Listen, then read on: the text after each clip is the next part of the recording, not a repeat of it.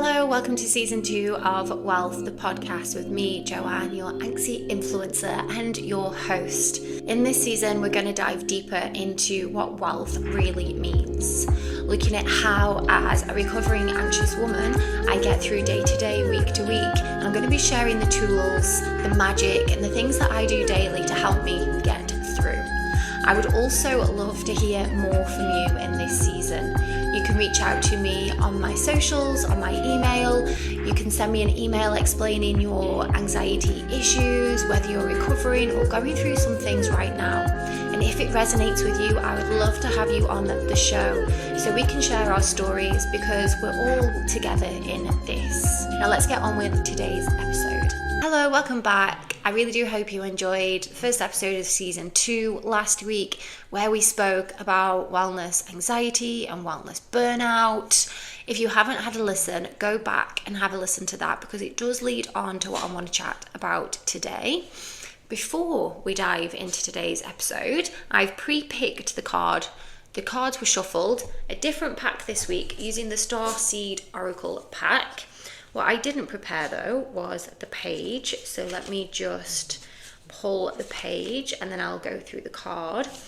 So it's Star Ancestors, again, beautiful artwork on these cards.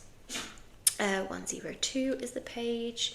A little dyspraxic then, it went to 120.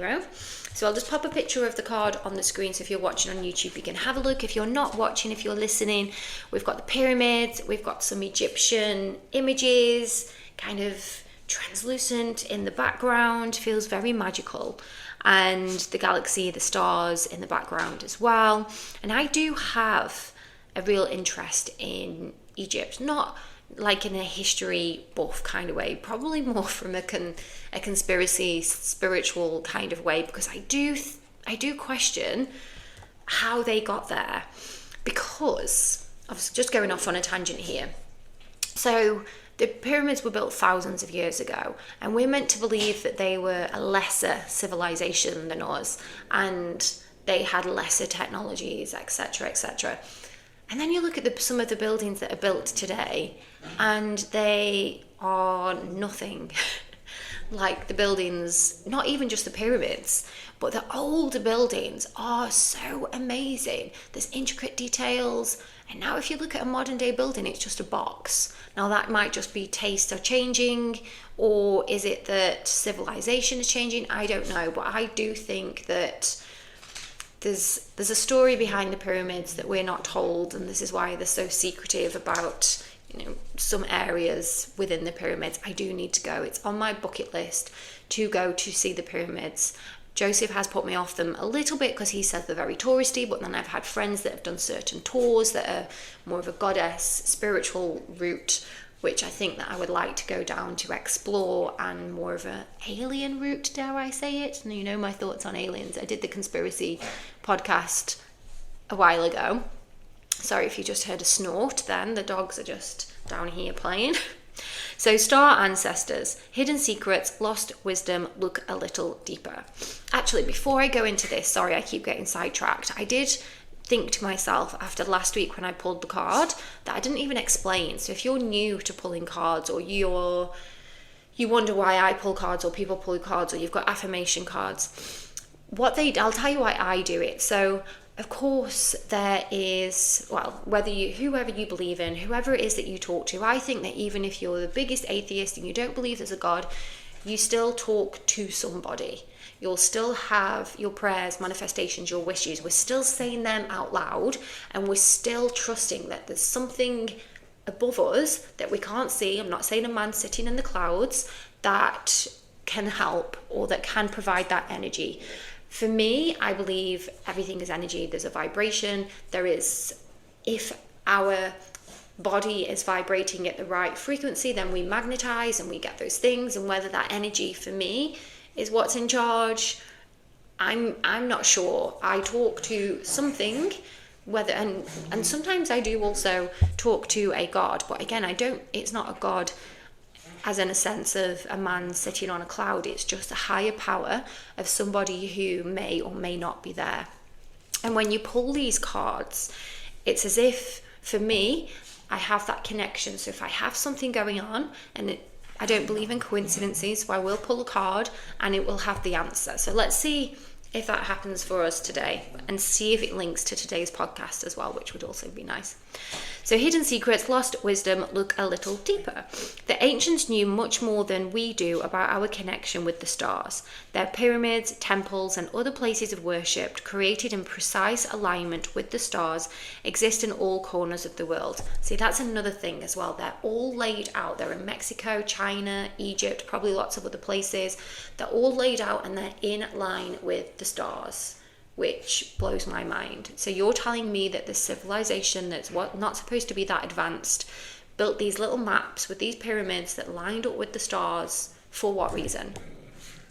What if this ancient wisdom is available for you to uncover now? You're being called to think and listen with your ancient heart and soul, to tap into the part of you that remembers and knows. All ancient secrets are whispered forever in your ears. All mystic knowing blooms in your heart. All potent power pumps through your veins. You are being invited to step into your ancient knowingness, to be held by the rememberings of their star ancestors, to look a little deeper. If you're feeling stuck, if you're feeling called to do something different, to change your point of view. Creativity happens when we put two things that don't belong. When we do the unexpected. So often a creative solution is right in front of us because we think the same thoughts and act the same way, we miss what's out in the open. You are here to remember and uncover ancient secrets and transmissions, technology and wisdom that are so needed on the planet right now.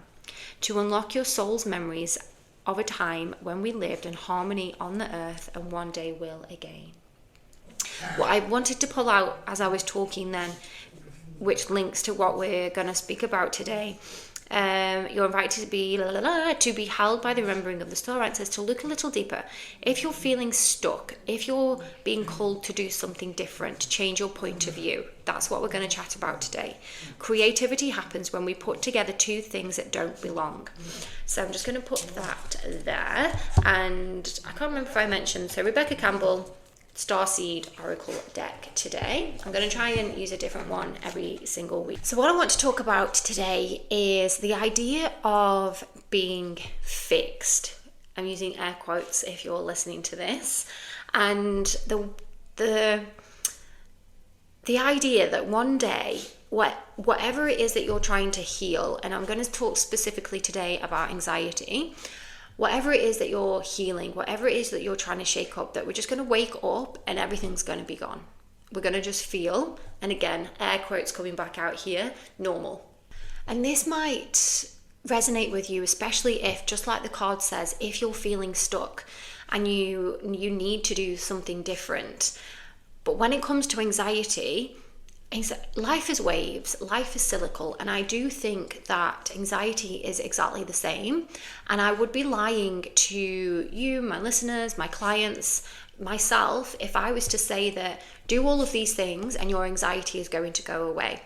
Because first of all, anxiety is a completely normal process of being a human being. Feeling anxious is okay.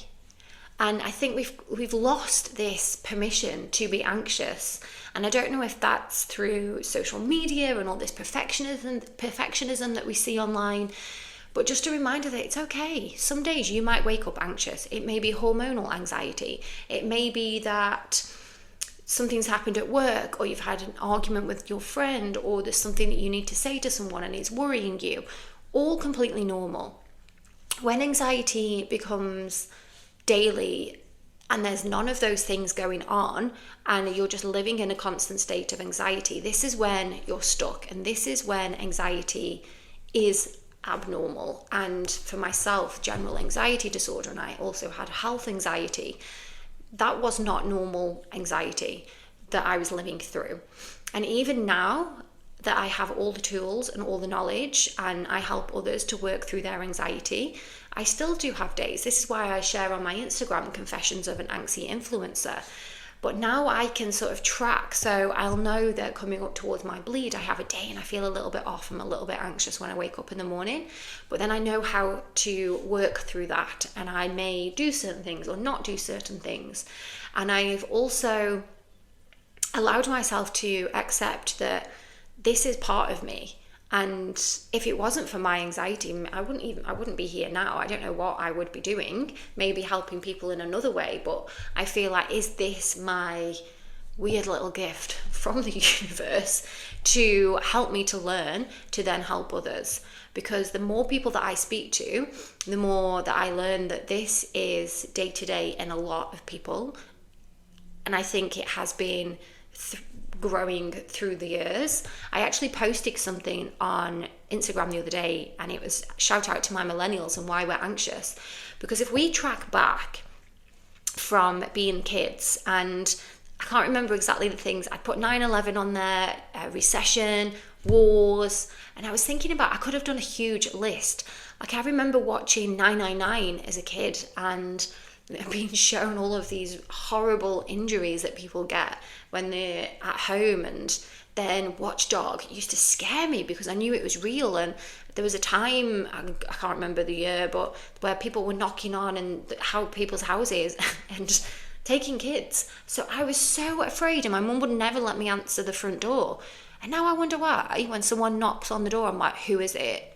Because it's sort of ingrained in me to be anxious when someone knocks on the door. Same with a phone call. And I feel like as a millennial and other millennials, we weren't kind of wrapped in cotton wool either. So it was like, oh, you're scared, get over it. And we were kind of made to do all of those things because we didn't have the things in place that are around now of mental health support, anxiety support. So we were kind of just like, shut up and bear it. And then we wonder why we've grown up to be anxious and have these insecurities and worries. What I want to highlight today, that again, there's no quick fix. There is no fix. And when I work with clients, and I do always tell them that you are going to feel amazing, but you may still have these days. It's going to be most days you'll feel amazing, and the anxiety will be the minority rather than the other way around. And it really gets to me when I am scrolling through social media and there's coaches and mentors offering that this happened for me and now you can do this and I don't have this. And I really just want to shake them and say, just be honest. Because not just when it comes to anxiety, but food, diet coaches, diet mentors, lifestyle mentors, because I know that not all of them are living like that day to day. Even the ones that, like, I make 100k a month, I've spoken to mentors that share things like that on their social media, and I've been very tempted, like, oh my gosh, if she can do it, maybe I can. Amazing. That's inspiration. But then when you dig a little bit deeper, or you get to know them and you start to speak to them on a personal level, that you actually learn that they're crying themselves to sleep at night and they've got so much debt because they pumped all this money into mentors and things. And I just think it's so, we're offering all of these fixes when for some things there isn't a fix. How about we just go for a nice, steady life where we accept that some days they're going to be off. We accept that we're not all going to make 100k months in whatever field that we work in, and that's okay, because again, we're then feeding into this anxiety because we're not doing as well as somebody else.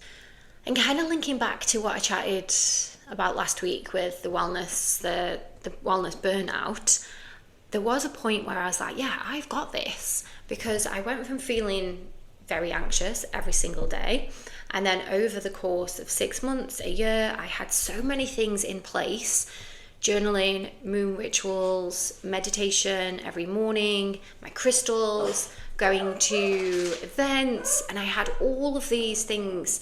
And yes, I did feel really good. And I was like, yeah, I've got this. All of these things that I am doing, I have got rid of my anxiety. It's gone. And then lo and behold, one day, wake up in the morning and there it is. That little creepy feeling in my stomach. I'm like, hang on a minute. What is that? What am I anxious about?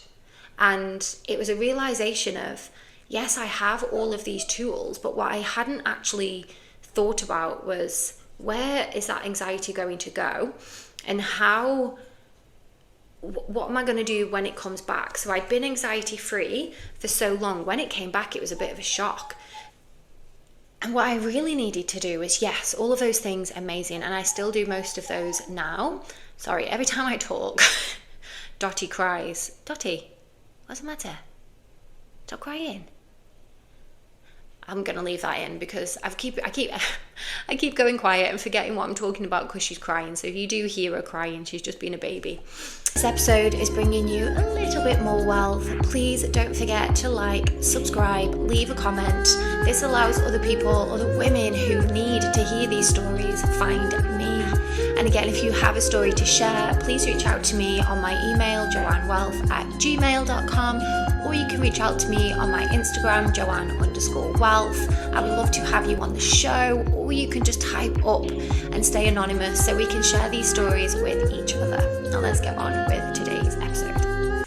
So I've already lost my trail of thought again now.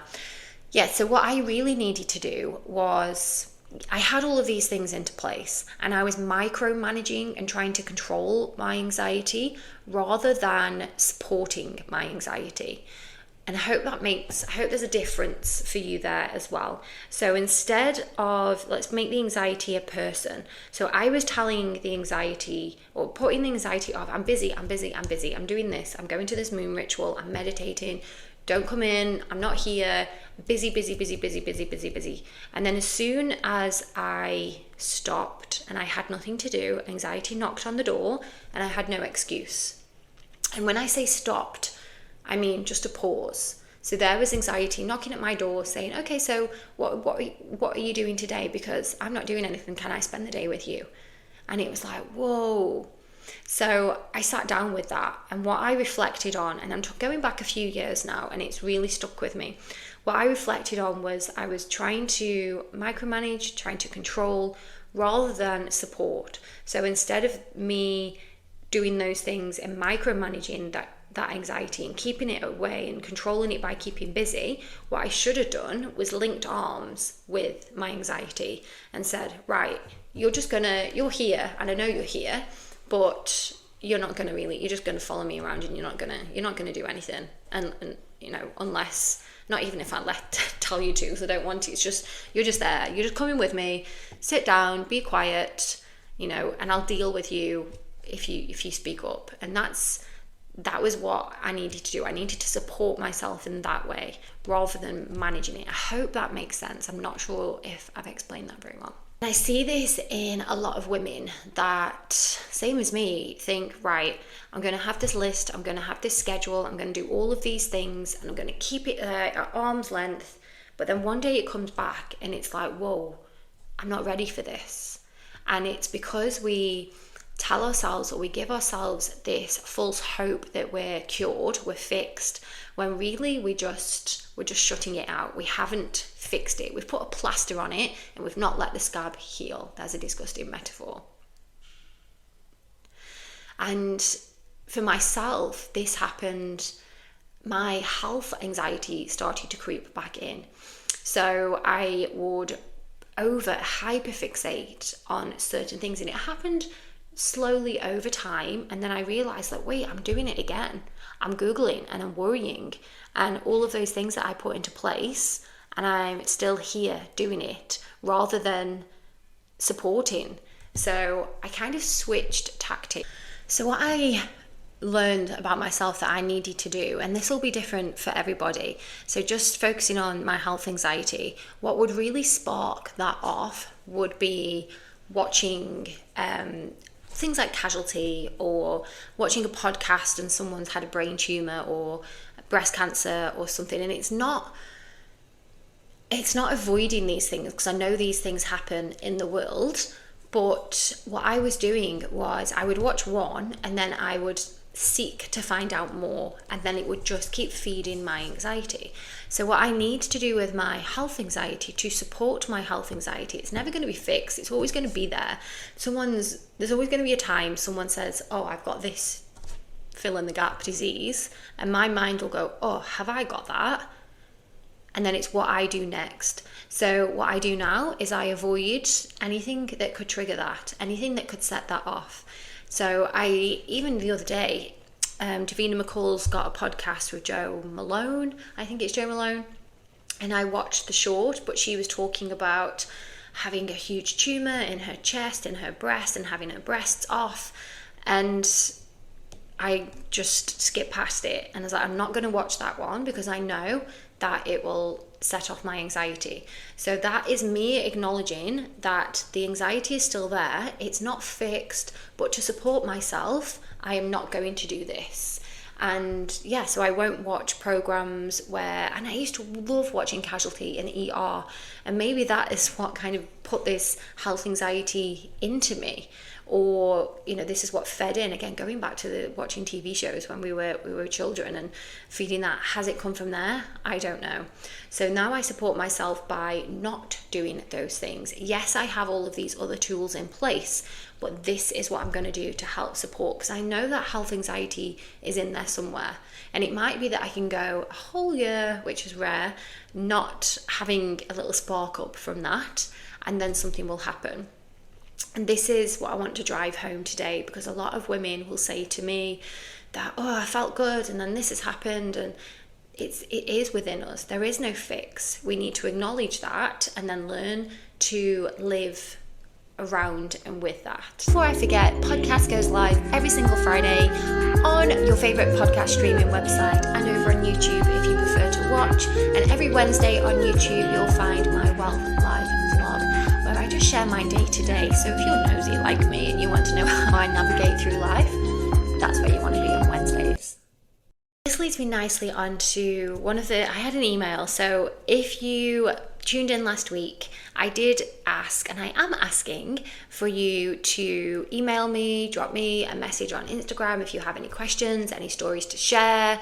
And if you are feeling it, if you do have a story to share and you would like to come onto the podcast, also please let me know. So I have an email that I was sent last week, and it does fit nicely in. So this is why I want to share this one. So, hi Joanne, I've been listening to your podcast for a while and it's really helping me feel less alone in my anxiety. Aww. But there's one thing I still don't understand: intrusive thoughts. Sometimes I'll be in the middle of doing something totally normal, like making tea, and this random awful thought will pop into my head. It's not even something I want to think about, and it makes me feel like maybe there's something wrong with me for even having it. Why does this happen, and how do you stop them from ruining your day? A very confused and slightly freaked out listener. And I get this, and this is one thing that I want to talk about. And I do still have intrusive thoughts. So intrusive thoughts are, if you don't have them, it's quite difficult to imagine that you might be holding someone's baby and then you're like, what would happen if I threw this baby on the floor? Or you're driving your car and you're like, oh, what would happen if I drove my car into the crash barrier in the middle of the road, which is one that I had the other day. And when I used to get these, again, coming back to this being fixed, when I was going through a time, and again, I was just keeping my anxiety away by being busy, doing all of these amazing spiritual things, and wouldn't let the anxiety come into the door. And then once I started to pause, and as I thought I didn't need to keep doing all of these things, my intrusive thoughts as well as health anxiety would come back. I'm like, whoa, where did that just come from? So again, I had this notion that I was fixed. However, I just turned the volume. Thank you first of all for sending in the email, and I think this will help a lot of people. So intrusive thoughts are not a representation on you, your thoughts, your feelings. Like, I don't dislike babies, but every time I hold a baby, I get the intrusive thought, what'll happen? Shall I drop the baby on the floor? Even when I used to go clubbing, and back in the day when I would have an alcoholic drink in a glass, I don't know why, I would always have an intrusive thought, and I would imagine myself just breaking the glass in my hands and having blood, and why would that happen? There is a reason. So when we're anxious, our brain is in overdrive. And these intrusive thoughts are just our brain doing what they've been doing for thousands of years and preparing to protect us from danger. Now, of course, there's no danger when you're sat making tea and your intrusive thought is, shall I throw the kettle up the wall? Or what would happen if I put my hand in this burning water? That there's no danger there. But because we are anxious and our nervous system is off balance, and we're probably in a state of fight or flight, so we're really connected to the synthetic nervous system, then these thoughts come into our head to protect us.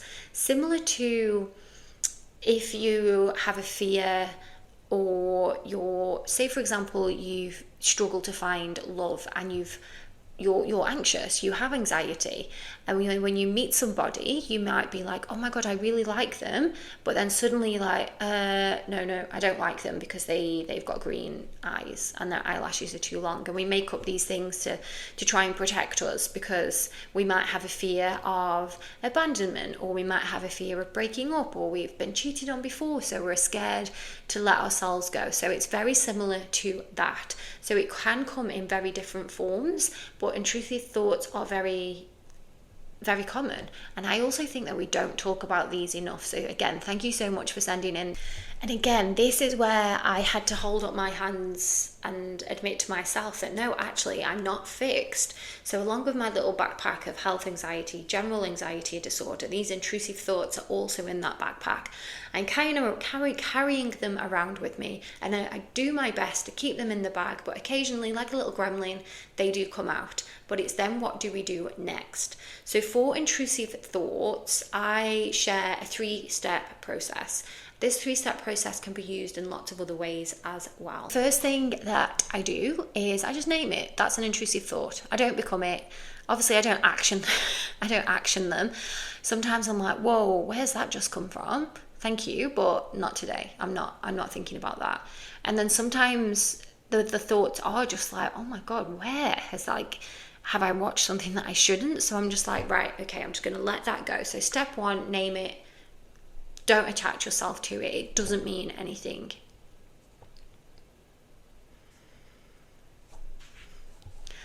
Step 2, we need to let our nervous system know that we're not actually in danger. So I'm just going to use a random example. I'm teaching downward facing dog, and my intrusive thought is to scream at the top of my voice. What would happen now if I just screamed? What would everyone do if I was like, ah! So then I catch that intrusive thought. Like, that was weird. Thank you, intrusive thought, but that's not going to happen. Off you go. Then what I would do is take a deep breath, ground into my body, tell my nervous system that actually you're working overtime here. I'm not in any danger. I don't need to scream. And I'll just take a deep breath, let it go. And I just keep doing that until I feel like that thought, and it's only a couple of breaths, and these thoughts do go really quickly, especially once you start practicing the method. And this can go with any thoughts. If you have a thought in your mind, you just come into your breath. And when I'm using my breath to help me to focus, I repeat, I am inhaling, I am exhaling, I am inhaling, I am exhaling, because then you're only focusing on what you're saying in your head. I am inhaling, I am exhaling, and eventually the thought is gone, back in the backpack with the other little gremlin. Finally, a little redirect.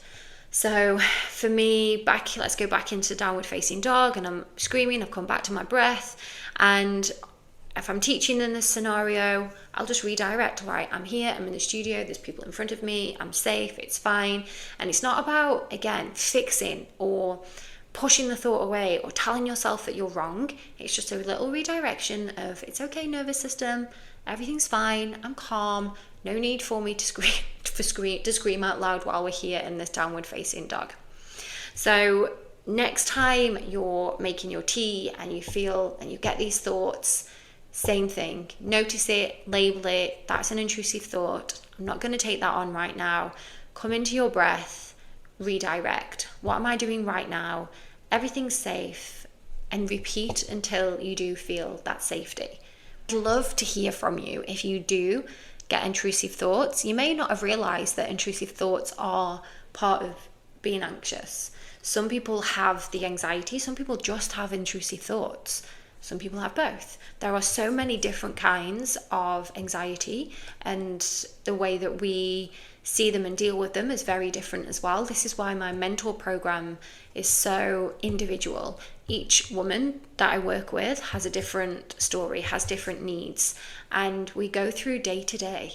And again, I tell them that it's not a fix, but you will start to feel amazing because you are taking back control. You're picking up all of those pieces and putting it into your backpack.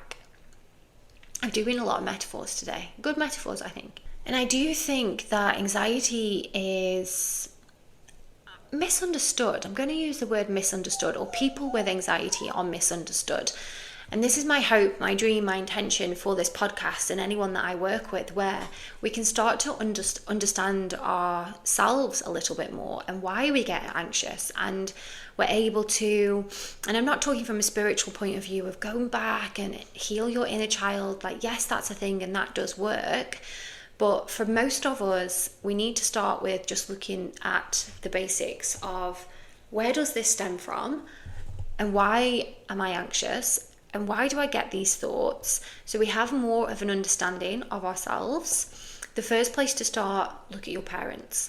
I know that I look at when I go home and spend time with my mum now, I can see where I get some of my anxious thoughts and actions from, because my mum does it. And then I think, well, am I really anxious then? Or is this just learned behavior? So I'm able to sort of reflect on that and then unlearn the behavior, rewire my brain. And again, this is something that we work on in my mentorships, because no one tells us this. No one says, if you go and see a doctor and you say that you've got anxiety, from my experience, the doctor doesn't ask, well, tell me a bit about, what have you done growing up and blah, blah, blah. They didn't ask that. He just wanted to put me on antidepressants straight away rather than focusing. The real time that I learnt about my own anxiety was me just focusing on myself. And yes, I had a therapist for my health anxiety, but the work and the understanding that I've got has all come from my own research, my own understanding, my own trials, errors, tribulations of trying to learn more and grow from having anxiety. And I wouldn't be here today if I hadn't have done all of that. So is my anxiety a gift in disguise? Maybe. If I can help 200 women with their anxiety, then I would say yes, it actually is. So just a reminder to finish off here that there's no fix, there's no end point. We can carry this with us, and it's having the tools to work our way through and live a life where we are amazing most days. Thank you so much for listening to today's episode. I just want to end by reminding you that wealth really isn't about having money in the bank. It's about feeling at home in your mind, your body, and your soul. And don't forget, if you do have your own story to share, you can email me, joannewealth@gmail.com. You can reach out to me on Instagram, joanne_wealth. I'd love to have you on the show, or just share your story with me and I will share it to the other women that need to hear. Don't forget to like and subscribe. Every single one of those means the world to me.